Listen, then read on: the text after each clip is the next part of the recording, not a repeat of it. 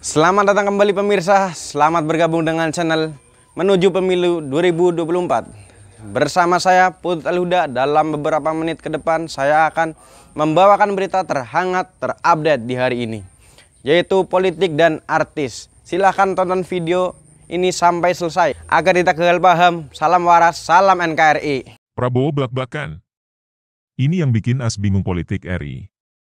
Ketua Umum Partai Gerindra Prabowo Subianto buka-bukaan mengenai sistem politik Indonesia yang membuat negara seperti Amerika Serikat, sampai-sampai harus geleng-geleng. Kisah tersebut diceritakan Prabowo Subianto dalam sebuah video berdurasi pendek yang diunggah akun Instagram fraksi Gerindra, seperti dikutip CNBC Indonesia, Jumat, 8 Juli 2022. Dalam video tersebut, Prabowo menyebut ada beberapa negara yang kebingungan dengan sistem perpolitikan di Indonesia, terutama setelah gelaran pemilihan presiden, Pilpres, 2019 selesai. Politik kita dianggap stabil sekarang. Bayangkan, saya keliling di dunia, kemana-mana mereka bingung kok bisa Anda rivalnya Pak Jokowi, dan Anda mau sekarang jadi anak buahnya Pak Jokowi, cerita Prabowo. Prabowo kemudian mengambil contoh sistem perpolitikan di Amerika Serikat, AS. Prabowo menyebut, kedua partai penguasa di negara tersebut hingga saat ini bahkan tidak mau duduk satu meja dalam sejumlah kesempatan. Di embahnya demokrasi, AS, Anda lihat antara Partai Demokrat dan Republik sampai sekarang mereka itu kadang-kadang duduk satu meja pun tidak mau. Bahkan, ada presiden mereka, Donald Trump, sampai hari ini belum mengakui bahwa dia kalah, kata Prabowo.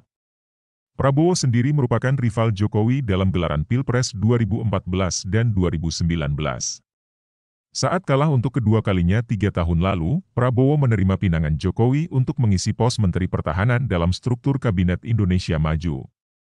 Prabowo menyebut, sistem perpolitikan yang stabil di Indonesia bukan tanpa alasan. Menurutnya, Indonesia menganut sebuah filosofis yang berbeda dibandingkan negara lainnya, yakni tidak boleh bermusuhan kendati beda pendapat. Mereka bingung kok di Indonesia bisa.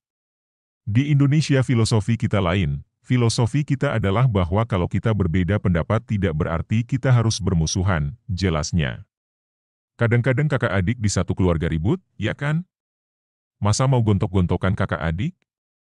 Kadang kita berbeda pandangan dengan orang yang paling dekat sama kita, istri kita lah, kadang-kadang orang tua kita, kadang anak kita, tapi tetap keluarga kita, jelasnya.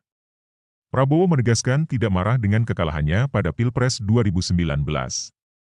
Prabowo kemudian meminta para kader Gerindra tidak sakit hati dan tidak meminta-minta jabatan karena hanya akan membuat pusing.